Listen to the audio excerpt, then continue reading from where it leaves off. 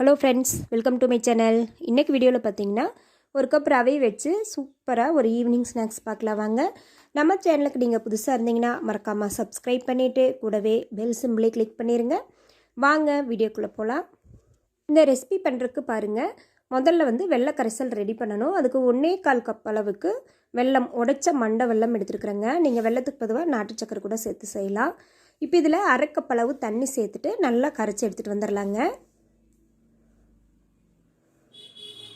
இப்போ பாருங்கள், மிக்ஸி ஜாரில் வெல்லம் எடுத்து அதே கப்பில் 1 கப் அளவுக்கு ரவை, வறுத்த ரவை வறுக்காத ரவை எது வேணாலும் சேர்த்துக்கோங்க. 1 கப் ரவை, 3/4 கப் அளவுக்கு கோதுமை மாவு, 2 ஏலக்காய் வாசனைக்காக சேர்த்துட்டு நல்லா ஃபைனாக அரைச்சிட்டு வந்துடலாம். இப்போ ஒரு பவுலுக்கு நம்ம மாற்றிக்கலாங்க. ரவை சேர்த்துருக்கனால ரொம்ப ஃபைன் பவுடராக வராது, லைட்டாக தருதருப்பாக தான் வரும். அப்படியே நீங்கள் பவுலில் சேர்த்துக்கோங்க. இப்போ இதில் பாருங்கள், பிஞ்ச் போல் உப்பு. இப்போ நம்ம கரைச்சி வச்சுருக்கிற வெல்லம் கரைசல் அதையே வடிகட்டி சேர்த்துக்கலாங்க. இப்போ ஒரு கரண்டி வச்சு நல்லா மிக்ஸ் பண்ணிடலாம். நம்ம சேர்த்துருக்கிற வெல்லம் கரைசலே மாவுலாம் நல்லா மிக்ஸ் ஆகி வரும். பாருங்கள், நல்லா மிக்ஸ் ஆகிட்டு வருது. இப்போ இது கூட பாருங்கள், 1/2 கப் அளவுக்கு தேங்காய் துருவல் சேர்த்துக்கலாம். இதையும் சேர்த்துட்டு நல்லா மிக்ஸ் பண்ணிடலாம். மாவு நல்ல ஒரு கெட்டியான பதம் வருது பாருங்கள். இப்போ இது கூட 1/4 டீஸ்பூனுக்கு கம்மியாகவே பேக்கிங் சோடா எடுத்துக்கிறோம். ஆப்ப சோடா இருக்குது இல்லைங்களா, அதை எடுத்துக்கலாம். இது மாவு கெட்டியாக இருக்குது, நம்மளுக்கு இன்னும் கொஞ்சம் லூஸான பதம் வேணும். அதனால் மெஷரிங் கப்லேயே 1/2 கப் அளவுக்கு தண்ணி எடுத்துருக்கிறேன். நீங்கள் ரவை எந்த கப்பில் எடுக்கிறீங்களோ அந்த கப்பில் தான் நம்ம வெல்லம் எடுத்துக்கணும். பாருங்கள், தண்ணி சேர்த்து மிக்ஸ் பண்ணியாச்சு.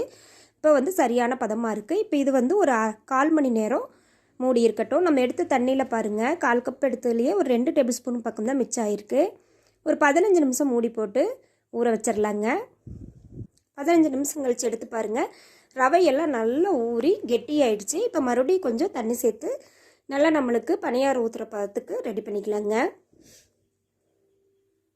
பாருங்கள், மாவு இந்த பதத்தில் இருக்கணும். இப்படி கரண்டியால் எடுத்து விட்டிங்கன்னா நின்று விழுகணும், அந்த பதத்தில் எடுத்துக்கோங்க. இப்போ அடுப்பில் பாருங்கள், பனியார சட்டியை வச்சுட்டு அது நல்லா ஹீட் ஆகணும். ஹீட் ஆன பிறகு ஆயில் இல்லாட்டி நெய் சேர்த்துக்கோங்க. கொஞ்சமாக குழியில் நிற்கிற மாதிரி சேர்த்துக்கோங்க. இப்போ நம்ம ரெடி பண்ணி வச்சுருக்கிற மாவு எடுத்து நம்ம குழியில் சேர்த்துக்கலாம். அடுப்பை மீடியம் ஃப்ளேமில் வச்சுக்கோங்க. வச்சுட்டு நம்ம மாவுகள் சேர்த்துட்டு ஒரு 2 நிமிஷம் போல் பார்த்திங்கன்னா நல்லா வெந்துடும். அப்புறமா திருப்பி விட்டுடலாம். நல்லா வெந்து செவந்து வரும்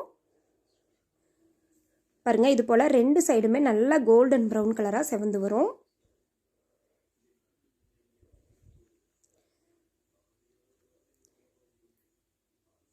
அவ்வளோதாங்க, சூப்பராக நம்மளுக்கு வெந்துருச்சு. இனி நம்ம ஒரு தட்டுக்கு மாற்றிக்கலாங்க.